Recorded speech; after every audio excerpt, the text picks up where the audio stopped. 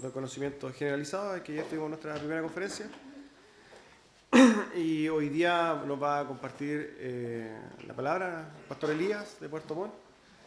Pero antes de darle la entrada, ¿no? Quiero agradecer, ¿no?, a las visitas y avisarles quizás a los que no saben que aquí nos está acompañando el pastor Pablo también, Huilcapán de Temuco, hermanos de Temuco, y bueno, de Puerto Montt queda el pastor Elías, porque también hubieron otros hermanos que se tuvieron que ir hoy día.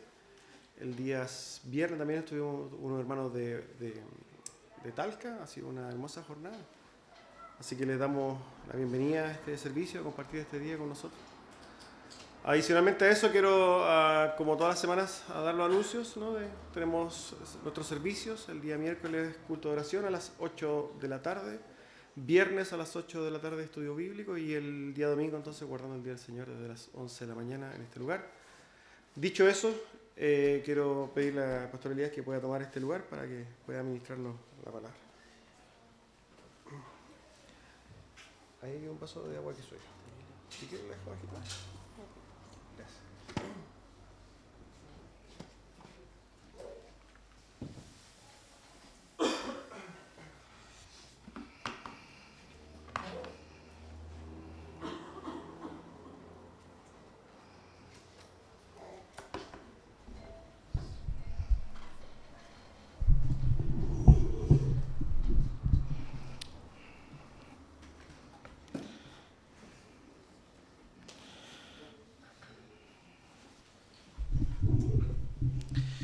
Bien, hermanos, nuevamente saludarles. Es un privilegio estar junto a ustedes y una gran responsabilidad poder compartirles la palabra del Señor. Vamos a estudiar hoy día un pasaje de las Escrituras que se encuentra en 1 de Juan, capítulo 4, versículos 1 al 6. Si van conmigo a la palabra del Señor. Vamos a leer este breve pasaje de las Escrituras.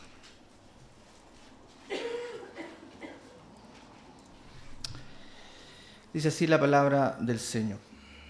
Amados, no creáis a todo espíritu, sino probad los espíritus si son de Dios. Porque muchos falsos profetas han salido por el mundo.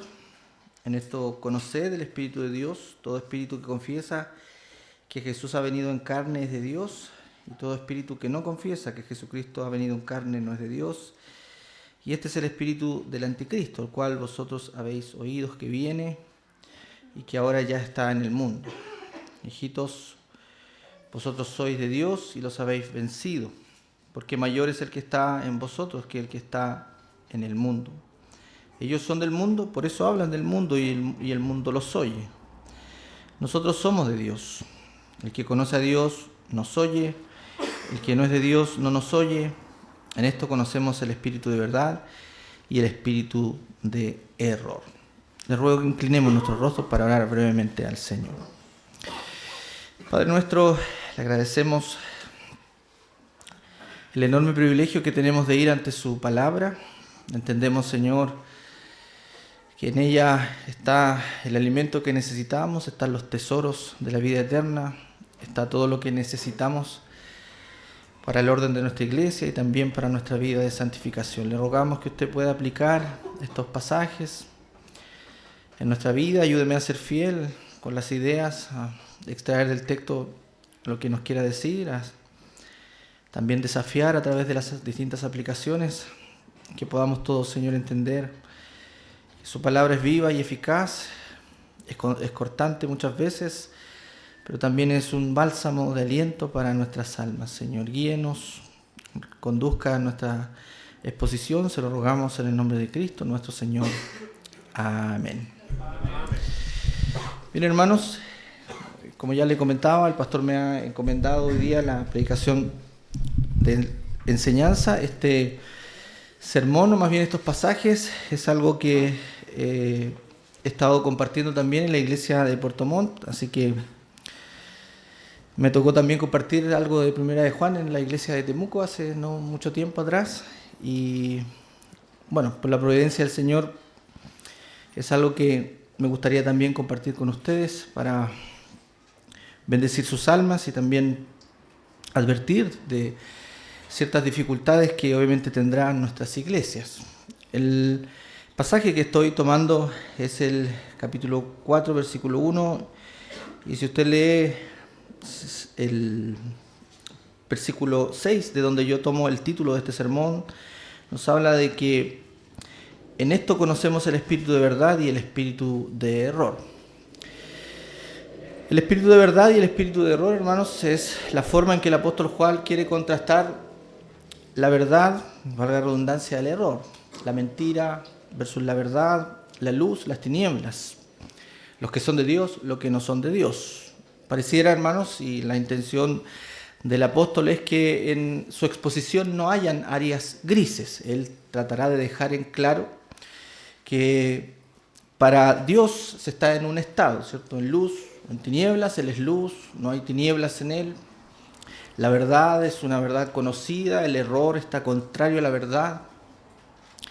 Hay gente que es de Dios, hay gente que no es de Dios.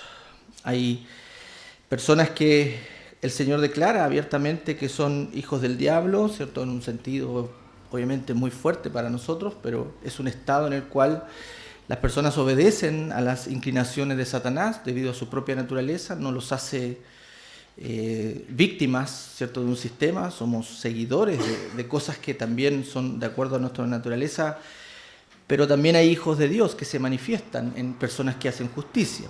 Si usted va conmigo al capítulo 3, el versículo 10, por ejemplo, dice: en esto se manifiestan los hijos de Dios y los hijos del diablo. Todo aquel que no hace justicia y que no ama a su hermano no es de Dios. La dicotomía, ¿cierto?, los extremos que ocupa el apóstol es para enseñarnos de una manera pedagógica que él quiere dejar en claro que hay solo dos caminos frente al Señor. En particular, esta carta fue escrita, hermanos, para defender una verdad doctrinal principal, la encarnación de nuestro Señor Jesucristo. Proporcionar pruebas de que aquellos que negan la encarnación de nuestro Señor, entonces es una falsa enseñanza. Cuando nos referimos a la encarnación del Señor, a esa doctrina, a ese misterio que es que el Hijo de Dios se haya hecho hombre. El gnosticismo de la época, ¿cierto?, una doctrina que enseñaba que Jesucristo no podía haberse convertido en carne o haber sido como nosotros porque la carne en sí mismo era mala y el espíritu era bueno, por lo tanto el Dios eterno no podía haberse encarnado. Era una afirmación falsa. En particular, una enseñanza que se llamaba docetismo, que era el hecho de pensar de que Dios y Cristo, venido en carne, fue una mera ilusión. Es decir, separan a Cristo de Jesús. Jesús era el hombre, Cristo era el Espíritu que vino sobre Cristo y al llegar a la cruz del Calvario le abandonó. Es decir, Cristo no sufrió por nuestros pecados. Cristo fue una mera ilusión, una imagen, pero no fue una realidad. Obviamente, esto es una doctrina herética. Los primeros 4 concilios de la Iglesia lucharon contra esta verdad, entender de que Cristo era 100% Dios, 100% hombre. Juan presenta entonces en particular una defensa frente a esto, pero obviamente la carta tiene mucho más. Es llamada también una carta de las pruebas de vida, es decir, el apóstol quiere dejar en claro que aquellos que enseñan esas verdades tampoco viven de acuerdo a la palabra del Señor. Por lo tanto, a partir de una serie de evidencias tratará de mostrar que los falsos profetas o los falsos convertidos o las personas que están autoengañadas viven de una manera muy distinta a la que viven los verdaderos hijos de Dios. En particular, algunas pruebas de vida de aquellos que son hijos de Dios son claramente el amor por sus hermanos. Los que aman a sus hermanos son de Dios. Las personas que se mantienen separadas del pecado son de Dios. Las personas que tienen la realidad, ¿cierto?, de que su fe genuina vencen al mundo. Aquellos que han nacido de nuevo entonces viven de una manera muy diferente a la que viven los demás. Y aquí no quiero decir, hermanos, que aquellos que son hijos de Dios no tengan pecado.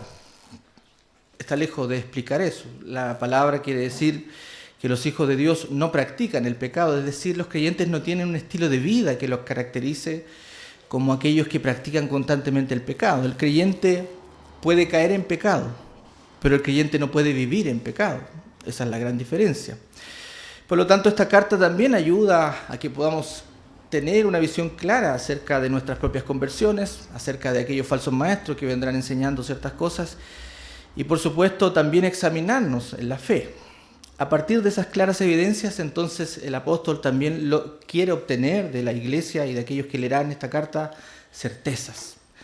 Él quiere no solo que nos probemos a nosotros mismos, probemos a los demás, ¿cierto? O sepamos discernir una falsa enseñanza, sino también que ganemos certezas. A partir de eso, cuestionar nuestra fe es algo positivo, ¿cierto? Examinarnos a la luz de la palabra del Señor. El verdadero creyente lo hará constantemente, no es para él molesto examinar su vida, hablar del pecado, ver sus propias inclinaciones y tratar de conformarse a la palabra del Señor. Pero el resultado que debemos obtener de eso, hermanos, es certezas. Certezas de que somos hijos de Dios, ver estas evidencias en nuestras vidas. Y eso es lo que apunta el capítulo 5, por ejemplo, versículo 13 en adelante, de 1 de Juan. Estas cosas os he escrito a vosotros que creéis en el nombre del Hijo de Dios. ¿Para qué? Para que sepáis que tenéis vida eterna, para que creáis en el nombre del Hijo de Dios. No solo, hermano, Él quiere que tengamos esta confianza de que somos hijos de Dios, sino que también el versículo 14, que sí quiere que tengamos otra certeza, la certeza de que Dios nos oye. Yo te leo el versículo 14, dice, y esta es la confianza que tenemos en Él, que si pedimos alguna cosa conforme a su voluntad, Él nos oye. Si usted pasa este examen, por así llamarlo, ¿cierto?, de las pruebas de vida, tiene que obtener esas certezas de salvación, tiene vida eterna, el Señor le oye, usted luchará contra el pecado y vencerá el pecado, eso es lo que dice el versículo 18, sabemos que todo aquel del mismo capítulo, que todo aquel que ha nacido de Dios no practica el pecado, pues aquel que le ha engendrado por Dios le guarda y el maligno no le toca, usted será preservado. Puede caer en pecado, puede sufrir tentaciones, pero finalmente el resultado de todo aquello será que usted se dará cuenta que es un hijo de Dios porque luchará contra esas cosas. El versículo 19 continúa con la misma certeza, dice, sabiendo que somos de Dios y el mundo entero está bajo el maligno, usted pertenece a otro pueblo, tiene otros principios, no se conforma a los valores, las doctrinas o las filosofías de este mundo, usted vive de una manera distinta, usted está en este mundo, pero no es de este mundo, vive como peregrino, su tesoro no está aquí, sus alegrías no son las acumulaciones, no los logros en esta vida, sus alegrías tienen que ver con la vida eterna y finalmente nos asegura en el versículo 20 de que estamos en el verdadero, en Cristo, caminar en Cristo, entonces tener estas certezas es lo que el apóstol quiere de nosotros. Pero yo ahondaré en algo particular, hermanos, obviamente basándome en el capítulo 4, el versículo 1, acerca de los falsos profetas o falsos maestros, cómo discernir aquellas falsas enseñanzas, aquellas falsas doctrinas que asolarán las iglesias. No es una lucha, hermanos, que nosotros podemos evitar. Satanás estará ahí para acosarnos. ¿Qué le dijo el Señor a Pedro? Le dijo, Pedro, las puertas del Hades no podrán contra la iglesia. Obviamente nos dio una esperanza, pero nos manifestó que las puertas del Hades querrán, ¿cierto?, tomar a la iglesia. Satanás en particular asolará a las iglesias con falsa doctrina, por lo tanto, lo que el apóstol también quiere que aprendamos es el discernimiento, es entender y comprender cómo podemos enfrentar estas dificultades. Amados, dice el capítulo 4, versículo 1, no creáis a todo espíritu. Antes de poder enseñar, ¿cierto?, esta advertencia que a veces son duras, hermanos, acerca de la falsa doctrina, el apóstol usa una palabra muy distintiva de su enseñanza, amados. Lo que va a querer enseñar es proporcionar una instrucción pastoral. Serán fuertes las cosas que va a decir. Él es claro en la división entre la verdad y el error, pero él enfrenta esta advertencia con un tono pastoral. Es una clara instrucción amorosa, es un deseo y un profundo amor por el pueblo de Dios que se transmite desde el inicio. Juan entiende el verdadero significado del amor. Fue llamado junto a su hermano el hijo del trueno. Él pidió, llegando a una aldea que no le escuchó el evangelio, le dijo al Señor, Señor, ¿por qué no oramos para que caiga fuego del cielo aquí? Su carácter necesitó ser moldeado. Y vemos en la última epístola, ¿cierto?, que escribió cerca de sus 100 años o 90 años, un hombre amoroso, un hombre que ha comprendido, que entiende la verdad, pero que es amoroso y quiere transmitir este amor hacia su pueblo. Por lo tanto, usa la palabra amados. Expresa amabilidad paternal con los creyentes. Va a ser implacable, inquebrantable en su voluntad de defender la verdad, pero no lo hará por propósitos propios. Como hablamos con algunos hermanos, con una agenda propia. Él no quiere ser exaltado en medio de esto. Él quiere expresar de que su celo es santo. Su celo es un amor por la iglesia local, su celo es un amor por las doctrinas que Dios le ha dado y le ha revelado, ¿cierto?, en aquel tiempo. En el contexto inmediato del apóstol Juan, en el primer siglo, ¿cierto?, hubieron dos grandes doctrinas falsas que asolaron las iglesias. El gnosticismo, que ya le expliqué, fue una, y la otra fue los judaizantes, ¿cierto?, aquellos que enseñaban que para obtener la salvación había que seguir en los ritos, los rituales antiguos, incluso la circuncisión, guardar los mandamientos mosaicos para obtener vida eterna, entendiendo ellos que el sacrificio de Cristo no era suficiente, sino que había que guardar también la ley moral. Esas doctrinas fueron dañinas en la iglesia primigenia, pero nosotros debemos entender que la lucha no terminó ahí, sino que seguirá siendo una instancia en la cual nosotros deberemos enfrentar de vez en cuando. Por lo tanto, así la defensa de la fe para el apóstol es una forma de amar. El amor se expresa en el compromiso con Dios, con su palabra y el bienestar espiritual de su pueblo. Ustedes, hermanos, los que pueden tener hijos o aquellos que tienen, ¿cierto?, una amistad o un amigo, ¿cierto?, familiar muy cercano, muy amado, ustedes ven que claramente a veces la corrección, ¿cierto?, claramente la advertencia es una muestra de amor. No queremos que nuestros hijos se vayan por un mal camino, no queremos que ellos tomen caminos que puedan ser peligrosos para ellos. Entonces de vez en cuando viene la advertencia, la admonición, pero no es un interés egoísta, sino que es una advertencia hecha en amor. El apóstol usa constantemente esta palabra: amados, hijitos. Una aplicación pastoral, hermanos, es aquí cuando usted ve a su pastor o a alguien que haga una advertencia, una enseñanza, tiene que ver también la intención que hay detrás. No es simplemente, ¿cierto?, que uno quiere que los hermanos no vayan por tal o cual camino. Es una muestra de amor. Las admoniciones, las advertencias, amonestaciones, correcciones que se dan en la palabra del Señor tienen un objetivo, que es manifestar amor hacia la iglesia local. En segundo lugar, hermanos, si usted avanza en el mismo versículo 1, lo que podrá ver ahí es que la Biblia dice: no creáis a estos espíritus, sino probad los espíritus. Y hay varias cosas, hermanos, que el apóstol quiere enseñar. En primer lugar, si usted se pregunta por qué, si está hablando de falsa doctrina, falsa enseñanza, falsos maestros, de repente usa la palabra espíritu, ¿cierto? Es una buena pregunta. Bueno, la interpretación que podríamos dar aquí es que el apóstol cambia el significado, no más bien el significado, sino que utiliza la palabra espíritu porque él quiere llevar a la iglesia a entender de que la batalla con los falsos profetas es una batalla espiritual, no es una lucha externa. La batalla con los falsos maestros, con la falsa enseñanza, es una batalla espiritual. Y nosotros, hermanos, debemos despertar a esa batalla espiritual. La batalla espiritual, ¿cierto?, en algunos círculos se da peleando contra los demonios, decretando cosas, yendo a lugares altos, a orar, a hacer cosas externas. Pero el apóstol nos dice que la palabra de Dios es aquella espada que será nuestra herramienta para luchar contra Satanás y sus falsas doctrinas. La batalla entonces de la iglesia es una batalla espiritual. No creáis a todo espíritu. Si usted me acompaña a 2 de Corintios, capítulo 10, versículo 5. 2 de Corintios, capítulo 10, versículo 5, nos dice, voy a leer el versículo 4, porque las armas de nuestra milicia no son carnales, sino poderosas en Dios para destrucción de fortalezas, derribando argumentos y toda altivez que se levanta contra el conocimiento de Dios y llevando cautivo todo pensamiento a la obediencia de Cristo. Mismo principio para Efesios capítulo 6, versículo 12. Esta es una batalla espiritual de argumentos que se levantan contra la palabra del Señor. Por lo tanto, hermanos, debemos entender y despertar a esa realidad. Usted tiene una batalla espiritual que luchar. Es consciente de esa realidad, porque a veces vivimos como si no estuviéramos en guerra, ¿cierto? Vivimos, caminamos, nos levantamos, vamos de aquí para allá, nuestras rutinas, y no tenemos una conciencia de que esto es una batalla. Usted se levanta en la mañana y es una batalla espiritual.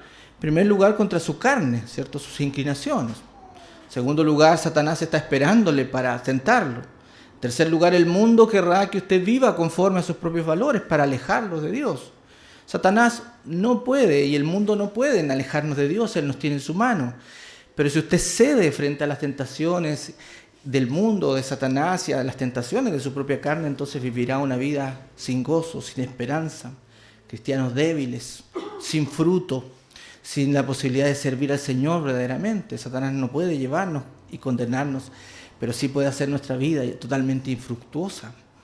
Por lo tanto, hermanos, debemos luchar, debemos estar conscientes de esta batalla espiritual y eso es lo que el apóstol está diciendo. No creáis a todo espíritu.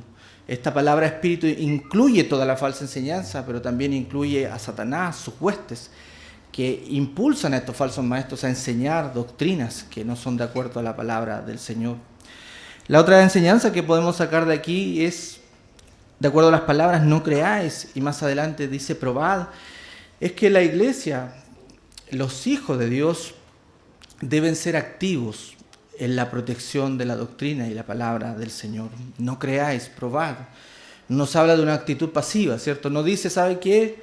El pastor es el que debe proteger la doctrina de la iglesia, ¿cierto? En un sentido, obviamente, la palabra de Dios hace a los líderes responsables de sus congregaciones, de su grey. De hecho, la misma palabra que se ocupa para el pastor, ¿cierto? El pastor tiene 3 funciones, una de obispo, una de pastor y otra de anciano. Y eso significa que cada una de esas funciones tiene, ¿cierto?, una labor que ejercer, una labor de pastorales, la preocupación por la oveja en su sentido espiritual, de alimentarla, de exhortarla. En un sentido de anciano, es una persona que aconseja, que es mayor, que tiene sabiduría para poder resolver ciertas situaciones. Dios le ha dado esos dones. Pero en un sentido de obispo, hermanos, que es la palabra griega obispokopos, ¿cierto? Episcopocos, es una persona que supervisa. Por lo tanto, un pastor, un líder de una iglesia es un vigilante. Es un término de supervisión, de que no entre falsa doctrina. Por supuesto, el pastor es responsable, pero obviamente usted puede leer claramente aquí quién no le está hablando al pastor, le está hablando a la iglesia. La iglesia debe ser activa también en la protección de su palabra. Segunda de Corintios, capítulo 2, versículo 11, nos dice que no debemos ignorar las maquinaciones de Satanás. Esto es una guerra. Por lo tanto, las estrategias de Satanás son antiguas, son las mismas de siempre. No habrá nada nuevo. Usted lee la historia de la iglesia, los nombres cambian, ¿cierto? Se añaden, se mezclan cosas, pero las estrategias siguen siendo las mismas. En una guerra, ¿cierto? ¿Qué hace principalmente el que está a cargo de un ejército? Tiene que conocer al enemigo, tiene que planear, entender su estrategia, por dónde va a atacar. Y desde el punto de vista de las falsas doctrinas, son siempre las mismas. Atacan la verdad de Cristo, atacan la verdad de la vida cristiana, atacan la verdad o la veracidad de las Escrituras. Los ataques siguen siendo los mismos, de distintos ángulos, pero son las mismas estrategias. Nosotros no debemos ignorar esas maquinaciones. Por lo tanto, hermanos, las palabras no creáis, probad, nos hablan de una iglesia activa, de creyentes que aprenden la palabra del Señor y la aplican en discernimiento. Ahora, esto tiene que ser hecho con cuidado, hermanos. Obviamente la labor pastoral es la principal responsable, pero uno no tiene que probar ni ponerse, ¿cierto?, como el estandarte de la defensa de la verdad. Esto se hace de una manera muy cuidadosa, escuchando, preguntando, madurando, porque nosotros no lo sabemos todo, cada uno tiene sus procesos, pero en un sentido general, hermanos, debemos estar atentos a estas cosas, ayudar a la labor pastoral, ayudar a defender la verdad, con la madurez y la luz que tengamos, con buena intención, no con un espíritu crítico, sino en amor, tal como el apóstol nos decía.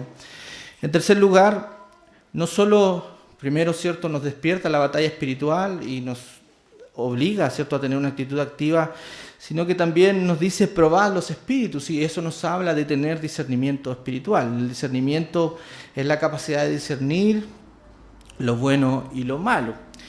Primera de Corintios capítulo 2, versículo 14 y 15 muestra que el hombre natural no puede comprender las cosas del espíritu. pero el creyente sí puede comprender las cosas del Espíritu.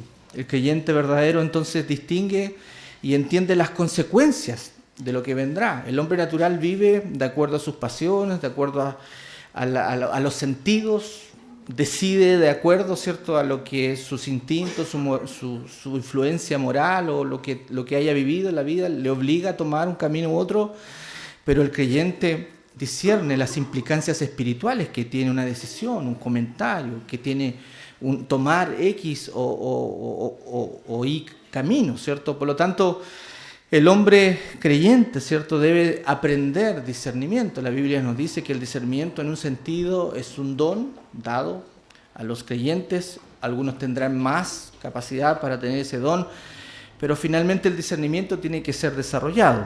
¿Cómo? A través del estudio de la palabra. ¿Usted se ha preguntado por qué nuestras iglesias, hermanos, son en un sentido escuelas? ¿Escuelas? Hoy día domingo habrá... Bueno, hoy día no habrá tanta enseñanza porque hay visitas, ¿cierto? Pero normalmente nuestras iglesias tienen discipulado, tienen estudios bíblicos, ¿cierto? Tienen clases para membresía, porque la iglesia en un sentido, ¿cierto?, es una escuela, es un lugar donde se viene a aprender. Pero ¿cuál es el objetivo de aquello? Queremos que, si usted ve una escuela, queremos que todos los niños siempre estén en primero básico, ¿cierto? Nunca pasen a segundo, ojalá estén todos en primero básico, no. ¿Cuál es el objetivo de una escuela? Es que usted vaya pasando niveles de primero, segundo, tercero, y no hay entonces gratificación más grande para un pastor, para un líder de una iglesia, ver ciertos hermanos que llegan con miles de preguntas, pasan a segundo básico, a tercero, después están en enseñanza media, porque ya pueden discernir ciertas cosas, y eso es lo que queremos, hermanos, como líderes de la iglesia local, que los hermanos vayan desarrollando el discernimiento. Quizás los pastores me van a entender, ¿cierto?, cuando una satisfacción muy grande que tiene uno es cuando un hermano viene, ¿cierto?, y nos dice, ¿sabe qué, pastor? Yo tengo este problema, esta dificultad, pero quiero hacer esto. Y uno dice, eso es precisamente el pensamiento, ¿cierto?, que tiene que tener un hombre maduro, una mujer madura, porque en su propia capacidad ya entendió hacia dónde tiene que ir. Obviamente el pastor guiará, entregará argumentos para convencer, pero no hay nada más satisfactorio que encontrar un hermano que ya comienza a pensar por sí mismo, ¿cierto? Y ya no tiene que uno como los niños tenerlos cargados aquí, ¿cierto? Porque cuesta un poco. Los puede soltar, caminan, se vuelven ayuda, ¿cierto? Maduran. Por lo tanto, hermanos, el discernimiento es algo que todos debemos tener y debemos madurar y desarrollarlo. Hebreos capítulo 4, versículo 12 describe a la palabra del Señor como una palabra vida y eficaz, más cortante que espada de dos filos. El discernimiento se desarrolla a través de la lectura y la comprensión de las Escrituras. Obviamente comienzan a madurar a través de la experiencia también, porque la palabra es aplicada en nuestra propia vida, pero la fuente primaria del discernimiento es el conocimiento de la palabra. Obviamente, hermanos, tiene que ser bien entendido. No el puro conocimiento nos va a dar discernimiento, ¿cierto? El saberse textos aquí y allá nos va a dar discernimiento. Hay gente que se sabe la Biblia casi de memoria, pero no tiene discernimiento para las cosas espirituales, porque la palabra tiene que ser extendida, ¿cierto?, a la luz del Espíritu Santo, a la luz de lo que el Señor quiere para nuestros corazones. El Espíritu Santo nos irá entonces ilustrando lo que necesitamos. Avancemos entonces un poco más. Fíjese que el apóstol nos dice, porque muchos profetas han salido por el mundo. ¿Por qué es necesario el discernimiento? ¿Por qué usted debe crecer? ¿Por qué debemos crecer como creyentes? Porque muchos profetas han salido por el mundo, falsos profetas vendrán, es inevitable.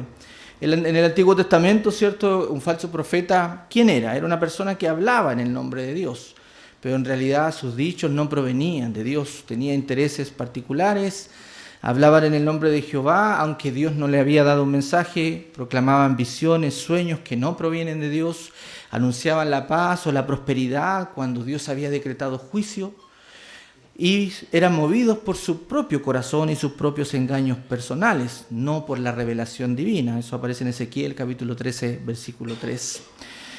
Los falsos profetas del pasado siguen estando en el presente. Es por ello que el apóstol dice que muchos profetas han salido por el mundo. Esto no se terminó con el Antiguo Testamento, ni tampoco se terminó con la iglesia primaria, ¿cierto?, primigenia, cuando habían los profetas, sino que falsos profetas asalarán las iglesias más adelante. Cada generación tendrá sus batallas y necesitamos estar alerta a las formas, a las palabras, a las enseñanzas que emanarán para dañar nuestra comunión. No sé, hermanos, usted recordará, quizás muchas personas, no quiero ser ofensivo con lo que voy a decir, obviamente, pero quizás muchas personas han sido influenciadas por ciertos movimientos. Yo en particular recuerdo muchos años atrás cuando llegó el movimiento G12 acá a Chile, ¿cierto? Una enseñanza de un pastor entre comillas, ¿cierto?, colombiano, que comenzó a llegar a las iglesias y muchas iglesias adoptaron esta forma, ¿cierto?, de entendimiento congregacional. ¿Y cuál era esa forma? Era obviamente un grupo, se declararan líderes, 12 líderes, esos 12 líderes tenían que buscar 12 líderes, y se empezó a fragmentar las iglesias, ¿cierto?, a tener cultos en días distintos, se ejercían líderes sin ninguna preparación, y esto fragmentó y asoló todas las iglesias. Iglesias conservadoras dijeron, cambiémonos, hagámoslos, porque esto es nuevo. El pragmatismo asomó, es decir, hacer las cosas porque funcionan. Vamos a crecer de esta manera. De hecho, la persona que planteó este método en sus libros y en sus enseñanzas decía que este era el método que Dios había revelado para esta época. ¿Qué hizo? Cambió todo. Y cambió todo lo que la iglesia era. Toda su forma de reunirse, esta forma que tenemos nosotros durante siglos, una iglesia unida, escuchando la misma palabra, se transformó en grupos, ¿cierto?, distintos, obviamente sin ningún control, y eso asoló las iglesias locales. ¿Por qué ocurre esto? Porque no hay discernimiento. Porque las cosas en las congregaciones que adoptaron esto estaban basadas en la tradición. Cuando algo está basado en la tradición es cuestionado por la siguiente generación y como no tiene ningún asidero, entonces se cambia, ¿cierto? La forma en que nos reunimos, la forma en que explicamos la palabra del Señor, la forma en que llevamos adelante nuestros servicios tienen trasfondos no solo históricos, sino escriturales. Y por lo tanto, cuando están firmes, vienen estas nuevas doctrinas que asolan las iglesias. ¿Y qué hace una iglesia firme? Bueno, tiene herramientas para protegerse. Lo que hacemos, lo hacemos no porque sea una tradición, no es porque lo enseñó mi padre, no es porque así siempre lo hacemos, ¿cierto? Sino porque tiene claros principios en la palabra del Señor. Ese es el discernimiento que entrega la palabra del Señor, tener la capacidad de distinguir el error de la verdad. Por lo tanto, hermanos, nosotros debemos entender que el Señor quiere que aprendamos ese discernimiento. Si avanzamos al versículo 2, nos dice que en esto conocemos el Espíritu de Dios. Todo espíritu que confiesa que Jesucristo ha venido en carnes de Dios. Obviamente aquí la encarnación, como ya les decía, es el foco particular de los ataques de Satanás. Sin embargo, la Escritura no nos está llamando a ser ingenuos en cuanto a esto, porque a veces algunos piensan que una persona dice, ¿usted cree en la encarnación? Sí, entonces, es mi hermano, ¿cierto? Creemos en la encarnación. Por lo tanto, se hacen asociaciones en base a simplemente esa pregunta. ¿Usted cree que Jesucristo es Dios? Sí, creo que Jesucristo es Dios. Pero la palabra del Señor, obviamente el foco principal del apóstol es eso, porque está atacando ciertas doctrinas, pero él no quiere que nosotros seamos ingenuos en esto. La palabra nos enseña que debemos mirar mucho más allá y discernir no solo lo que se está enseñando, sino la vida de la persona que lo está enseñando. Entonces déjeme darle dos cosas que podemos también aplicar aparte, ¿cierto?, de la prueba doctrinal. Debemos también poner atención en lo que no enseñan los falsos maestros.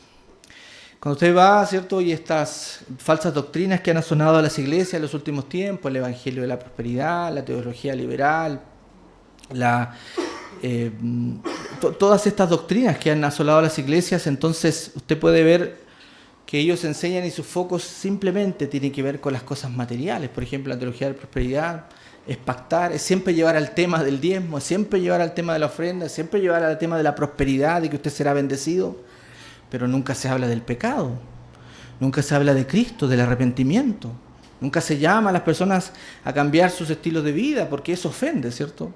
Por lo tanto, es importante, hermanos, mirar y enseñar lo que no enseñan los falsos maestros, porque el creyente no tiene problema de ser exhortado. Obviamente le duele al inicio, ¿cierto?, porque es un llamado de atención, pero en el fondo el corazón reflexiona y dice, esta es la verdad de Dios, lo voy a recibir porque es palabra de Dios, me corrige, me duele, pero lo voy a hacer porque es lo que Dios indica en su palabra, me arrepiento de mis pecados y seguimos caminando en la verdad.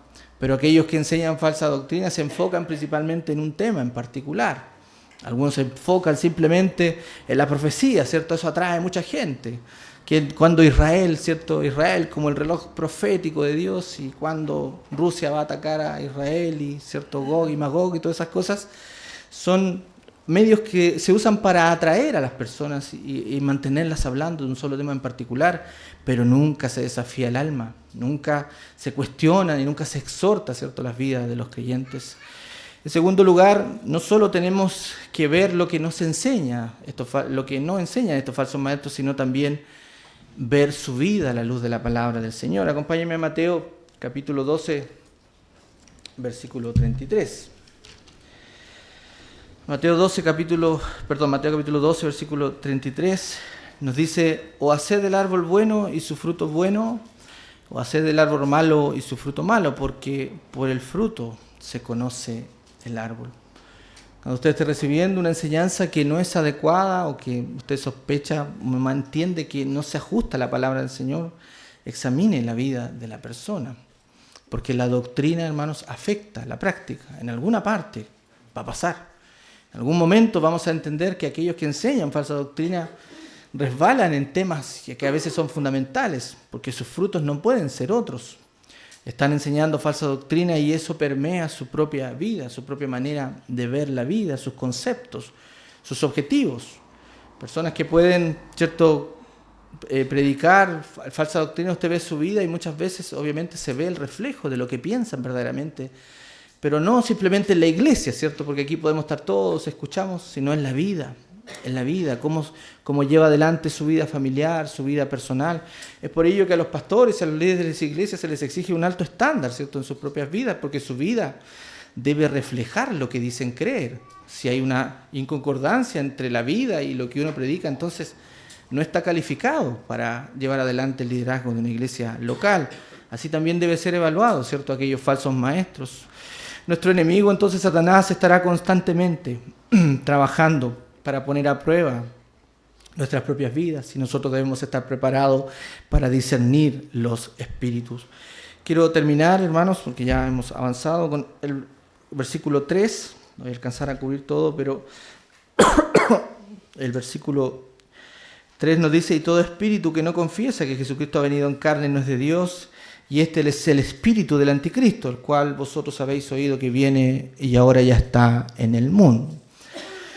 Aquí nos plantea una pregunta, ¿cierto? El anticristo es un personaje escatológico, no es el tema de hoy, ¿cierto? Obviamente, dentro de las iglesias reformadas hay distintas interpretaciones. Algunos creen que el anticristo es una persona que será levantada en el tiempo final, antes de la venida del Señor. Otros creen que es una ideología que obviamente tendrá un líder, pero en sí el anticristo será una ideología que luchará contra la iglesia local. Ambas interpretaciones tienen asideros bíblicos. Por lo tanto, hermanos, escatológicamente el anticristo se puede manifestar en una persona, ¿cierto? Obviamente muchos creen que el Papa era el anticristo. Son interpretaciones que se han dado a lo largo de la historia, pero en general todos creemos, ¿cierto?, que se manifestará esta oposición a Cristo, a su iglesia, de una manera fuerte en el último tiempo, ya sea a través de una persona, ¿cierto?, o una ideología que estará liderada por alguien. Pero ¿por qué cita al anticristo en un concepto presente? Porque dice, ya está el anticristo. Claro, porque el anticristo no solo, ¿cierto?, es una persona y es una manifestación escatológica, es una manifestación presente, es un espíritu. Que es el anticristo en términos actuales, es todo lo que se levanta en contra de Dios. Es todo lo que se levanta en contra de Cristo, es todo lo que va en contra de sus enseñanzas. El anticristo actualmente es todo aquello que quiere suplantar a Cristo, todo lo que va en contra de Él, se quiere poner en lugar de Cristo. Por lo tanto, la negación de la encarnación con la cual está luchando el apóstol en su tiempo presente era la esencia de la mentira que promovía el espíritu del anticristo. El espíritu del anticristo quería ir en contra de Dios, de la definición de Cristo. Su objetivo era negar entonces que Jesús había venido en carne y presentar un lugar de un falso Cristo, una imagen simplemente, alguien que no sufrió, alguien que no fue nuestro representante, sino que murió el hombre Jesús, pero Cristo lo abandonó antes de los sufrimientos y de la muerte. Hijitos, dice, el apóstol, nosotros no debemos darle lugar al anticristo. Tenemos que luchar contra todo aquello que se oponga a la verdad del Señor.